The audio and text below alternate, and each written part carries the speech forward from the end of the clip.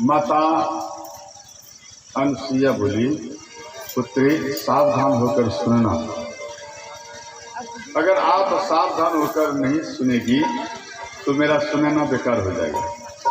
उसी प्रकार से हम आपको बोल रहे हैं, जितना भी समस्त ग्रामवासी हैं, जो जहाँ पर हैं उसी स्थान पर एक कंबल घर से ले लें और महल के ऊपर हो या जमीन के ऊपर हो, आप बिछाकर आसन लगाकर राम कथा श्रवण करें। अगर आप हमारे पास आएंगे तो सिस्टम से आपको बैठना होगा और आपको राम कथा प्रत्यक्ष अर्थात व्यास का दर्शन करते हुए और आप हमको दर्शन देते हुए कथा श्रवण करेंगे। कुछ ऐसा होता है जो इशारों से भी सिखाया जाता है, समझाया जाता है, और आप जो दूर रहेंगे, दूर रहकर केवल वाणी द्वारा ही आप सीख सकते हैं, समझ सकते हैं। बोले वृंदावन बिहारी लाल की।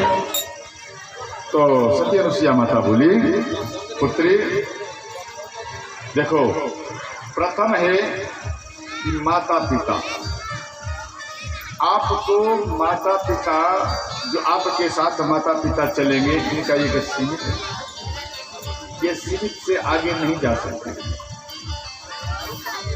आप जो पुत्री का विवाह किया है, क्या आप उनके ससुराल में जाके रहते हैं या यहाँ से विदाई किया है? बेटी अच्छे से रहना, कभी कदकाल जाकर देख लेते हैं, फिर यहाँ पर आ जाते हैं अपना घर। तो ये एक सीमित है, इसलिए माता सीता को बोली अनुसुईया माता, पुत्री ये माता पिता सीमित तक ही आपके साथ रहेंगे, और धीरज धर्म मित्र और नारी आपद काल परिखिए चार।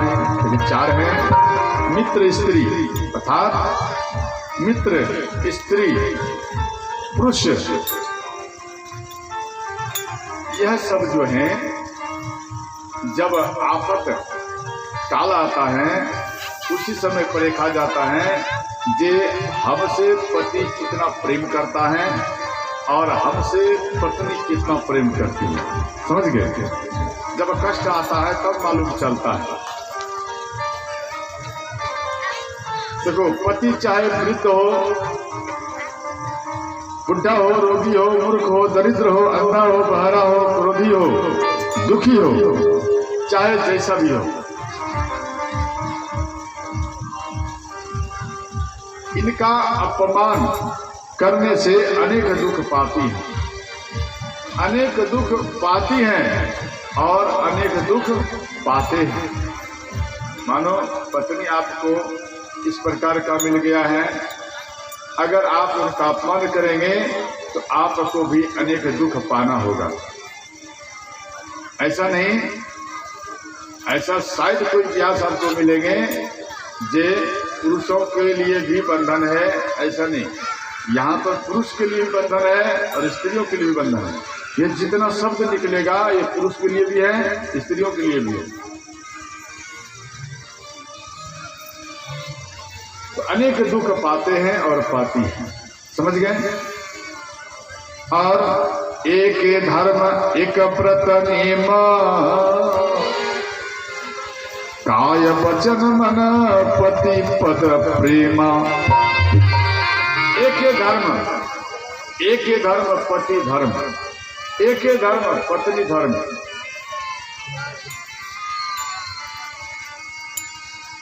जगत पति व्रताचार विधि अहि, वेद पुराण संत सब कहे। उत्तम के असपत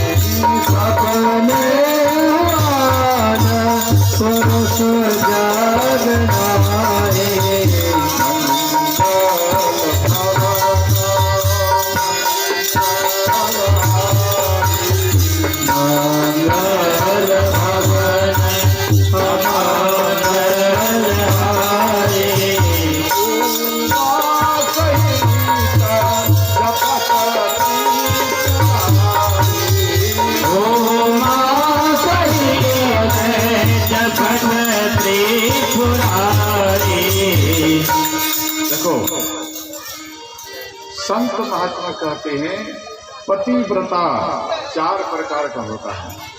पहला है स्वप्न में भी पराये पुरुष को नहीं देखना। स्वप्न में भी पराये स्त्री को न देखना। देखो बात को समझ रहे हैं ना, हम जो बोल रहे हैं। बोले पिता समान भाई बंधु, हमारे शब्द को आप समझ रहे हैं। स्वप्न में भी किसी स्त्री को नहीं देखना और स्वप्न में भी पराये पुरुष को नहीं देखना। अब आप बोलेंगे भैया पराये पुरुष हो या पराये स्त्री हो, परंतु गांव में है तो देख ही लेते हैं, ऐसा भी तो आप बोल सकते हैं। परंतु देखेंगे, माना नहीं है देखना, देखो, परंतु किस प्रकार। अगर आपसे कोई छोटी है तो उनको पुत्री या छोटी बहन के समान देखो, मना नहीं है। या आपसे कोई छोटा है उसे पुत्र या छोटा भाई के समान उसको देखो, देखने में कोई आपत्ति नहीं है। या बड़ा है तो बड़ी बहन समझो कि ये हमारी बड़ी बहन है, और या तो ये मेरी माता है, 2 प्रकार समझना।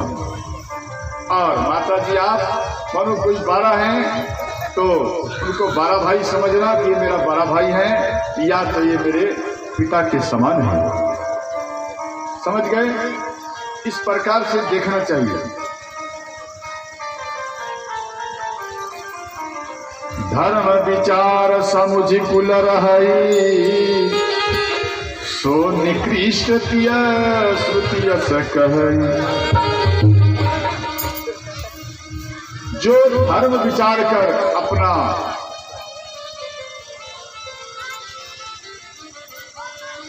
पतिव्रत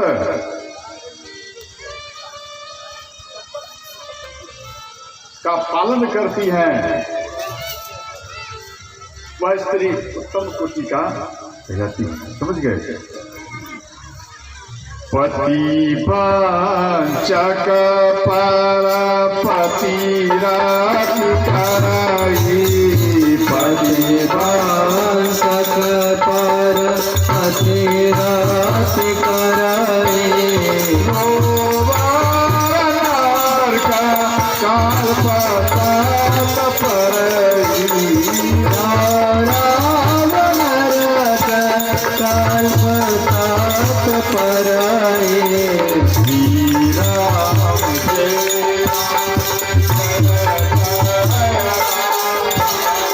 श्री राम जय राम जय जय राम। देखो ज्यादा हम म्यूजिक नहीं डालेंगे क्योंकि प्रसंग लंबा है, ज्यादा खींचना है। तो जो अपने पति को ठगता है, जो अपने पति को ठगता है, जो अपने पत्नी को ठगता है, बच्चे सबको पीछे कर दो और शब्द पर थोड़ा ध्यान दो। समझ गए? आपका 1-1 रुपया से यह कार्यक्रम किया जा रहा है और आपके दिए हुए रुपया से यह कार्यक्रम हो रहा है। आपके दिए हुए अन्न से, आपका भोजन खिलाए हुए, जो आपने भोजन पवाया है, उस भोजन के प्रभाव से हम आपको राम कथा सुना रहे हैं। आप अगर गलत भाव से हमें भोजन देंगे तो हमारे शरीर से, हमारे मुखारबिंद से गलत ही निकलेगा।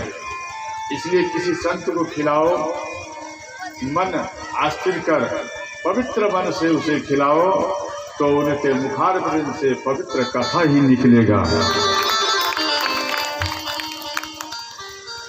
जब जानो कि संत महात्मा सुंदरता बानी नहीं आ रहा है तो अपने में गलती समझो, अपने में गलती ढूंढो। हम तो अपने गांव से तो नहीं भोजन ला रहे हैं, जैसा भोजन देंगे वैसा भाव मिलेगा। क्या मैया हम भोजन लेके आए हैं कि आप सब ही देते हैं, हम पाते हैं। जितना निष्ठा से आप भोजन हमें पवाएंगे उतना निष्ठा से भगवान राम का कथा आप श्रवण करेंगे। तो देखो, जो अपने पति को ठगता है, ध्यान देना, जो अपने पति को ठगता है या जो अपने पत्नी को ठगती है, दोनों में, जो अपने पत्नी को ठगते हैं, जो अपने पति को ठगती है, तो वह 100 वर्ष तक रोवर नरक में वास करते हैं, 100 वर्ष तक।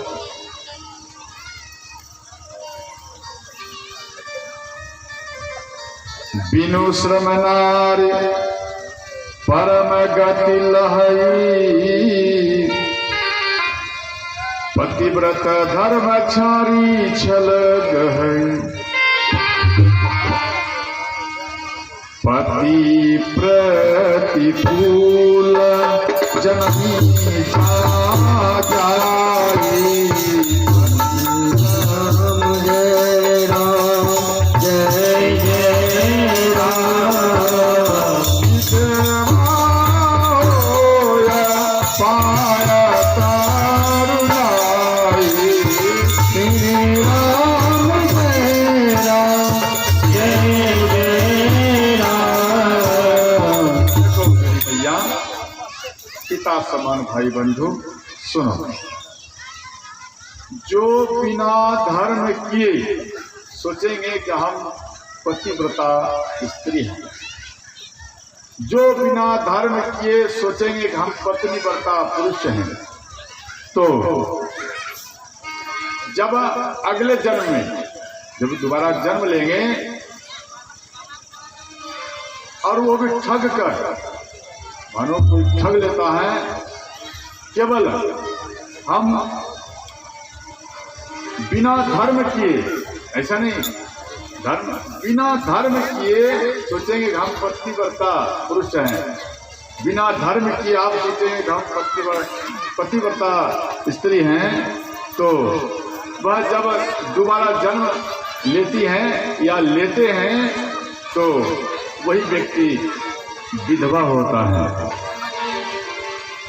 अब विधवा कब होता है? देखो, अकाल मृत्यु, अर्थात जब आपका बुढ़ापा निकट आ गया है, उस समय का ये शब्द नहीं है कि जवानी के समय में जब ऐसा कष्ट आता है तो समझना पूर्व जन्म का यही शब्द है, इसलिए व्यक्ति विधवा होता है। समझ गए? इसलिए कई व्यक्ति तो श्रृंगार आभूषण इत्यादि सब कर लेते हैं, परंतु अपने पति को लात मारता है।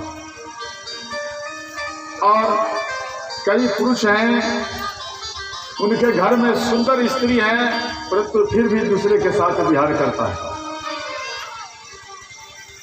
तो जो दूसरे के साथ विहार करता है वह भी अगले जन्म में विधवा होता है। विधवा ये मत सोचो केवल स्त्रियों में है, पुरुषों में भी है। और जब विधवा होता है तब उसे आग सताता है, दुख सताता है। यह दुख से अगर बचना है तो सज्जन वृंदावन माता एवं बहनों, कर्म करो, कर्म कर्म कर्म प्रधान विश्व करी रखा, जो जस करे तस फल चाखा। इसलिए कर्म करना करो। यह बात सुनकर माता सीता तुरंत सती अनुसुईया माता के चरण में गिर पड़ी। बोले, माता आज आपके रूप में मेरी माता कौशल्या का रूप दिखाई दे रहा है, सुमित्रा माता का रूप दिखाई दे रहा है, कैकेयी माता का रूप दिखाई दे रहा है, और मुझे कौशल्या माता का याद आ रहा है। यह बात बोलकर माता सीता उदास हो गई। बोले, पुत्री उदास मत हो, उदास नहीं होना चाहिए। आप कर्म करने के लिए चले हैं, आप केवल कर्म करो। यह बात सुनकर सीता माता के चरण में गिर पड़ी और चरण रज, सती अनुसुईया माता के चरण रज सिर पर छिटे और चरण का धूलि मस्तक में लगाए। बोले माता, आपने पति और पत्नी का धर्म की कथा सुनाया है, इसलिए आपका चरण रज मुझे चाहिए। चरण रज और चरण का जो धूलि होता है वह माथे में लगाए।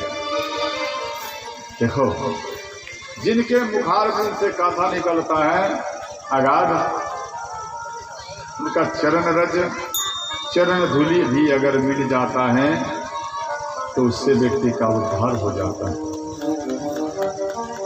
बोले वृंदावन बिहारी लाल की जय।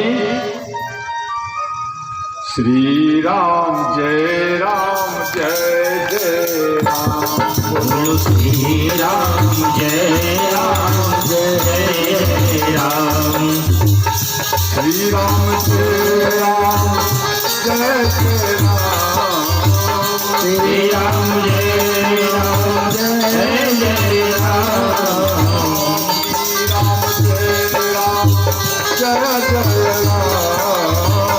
श्री राम जय राम जय राम। श्री राम जय जय राम। श्री राम जय राम जय जय राम। हर हर महादेव।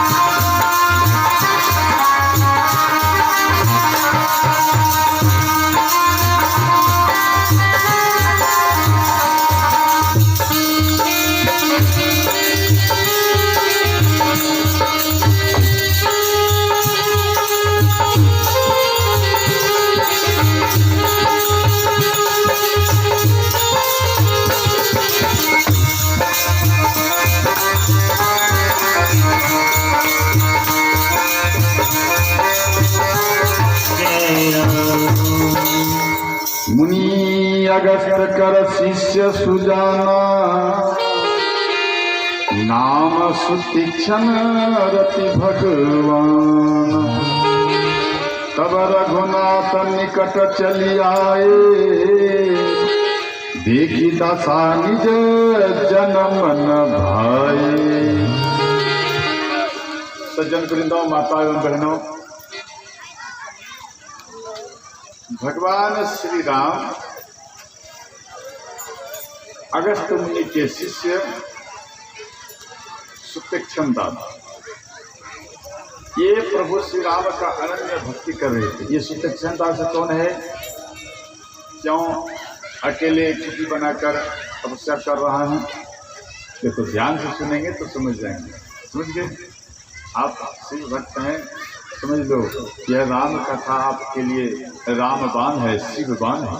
यह जब आप कथा श्रवण करेंगे तो आपका आप जो भजन करते हैं भगवान शिव का, भगवान शिव प्रसन्न हो जाएंगे। आगे और भी कथा आएगा सबरी माता के प्रसंग में, नवधा भक्ति, उसमें आप सुनना ये भगवान का भक्ति करने से क्या लाभ मिलता है, किस प्रकार से मिलता है। समझ गए? तो ये सुतीक्षण दास अगस्त मुनि कुछ भी अगर कथा सुनाते थे, कुछ भी कथा सुना दिए प्रभु श्री राम का, या एक पेड़ के वृक्ष के ऊपर चढ़कर जोर जोर से बोलते थे, जोर जोर से कथा सुनाते थे। तो अगल बगल के गांव वाले जितना भी शिष्य थे महाराज जी के, सब कोई बैठकर राम कथा श्रवण करते थे। सुतीक्षण दास के मुखार वृंद थे और अगस्त मुनि कथा सुनाते जाते थे, और उसका रिवाइजिंग अर्थात कथा बाँचना, एक वृक्ष के ऊपर अब उसका परिवर्तन हो गया, आज के डेट में वह परिवर्तन हो गया। अब गाछ और वृक्ष पे चढ़ने की आवश्यकता नहीं है, आप घर में बैठो, केवल माइक लगा लो, हॉर्न टांग दो और पूरा गांव भी कथा श्रवण कर लेता है खेल खेल में। यह जो प्रावधान है यह सुतक्षण मुनि के किए हुए प्रावधान से है।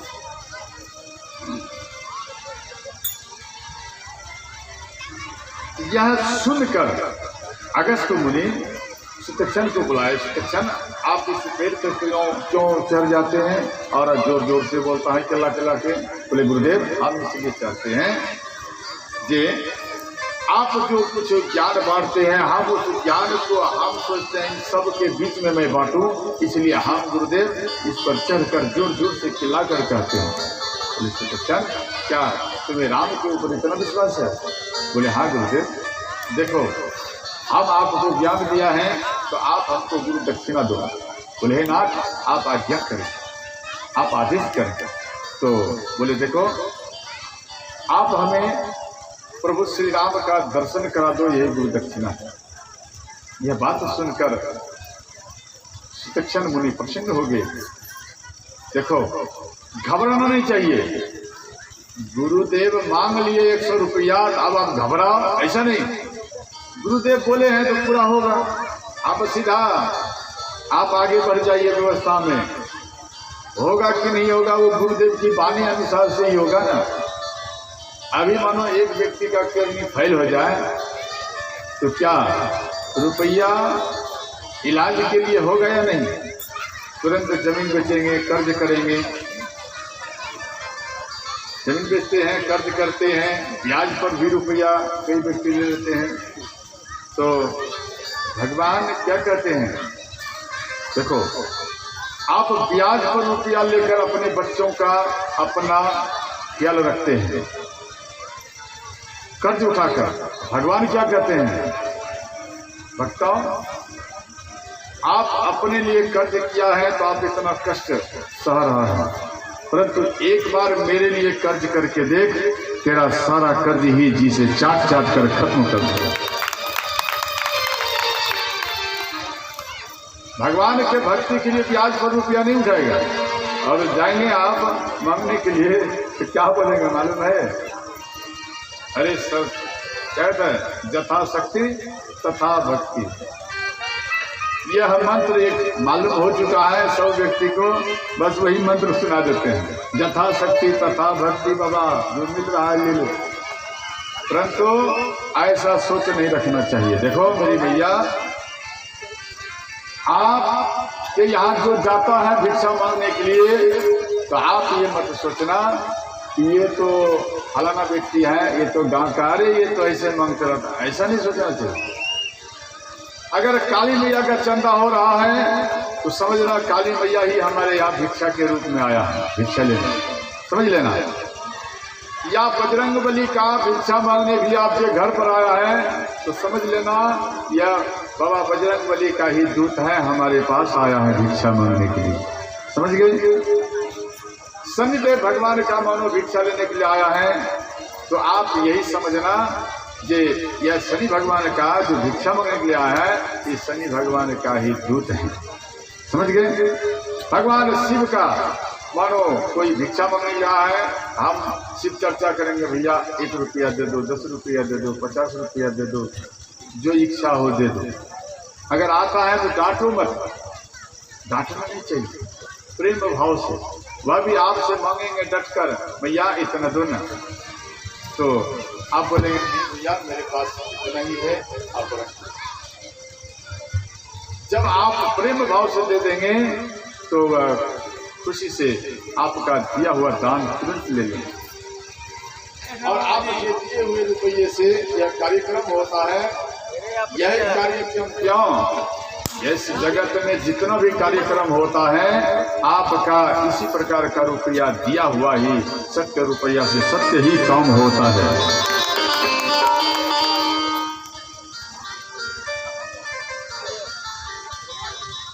कभी भी किसी को भिक्षा मांगने से नाराज मत करोगे। अगर कोई भिक्षा मांगने वाला आपके पास आता है, ये आप सोच लो, ये मत सोचना ये मुखिया जी है, ये सरपंच है, ये फलाना है, ये चिन्ह आया है हमारे पास भिक्षा मांगने। सुनो, कोई अकेला यह यज्ञ को करेगा उतना प्रभावित व्यक्ति अर्थात समाज के ऊपर इतना प्रभावित नहीं होगा। पूरे समाज से एक एक रुपया अगर इसी यज्ञ में दिया जाएगा तो प्रभावित ही नहीं, महाप्रभावित पूरा गांव हो जाएगा। समझ गए?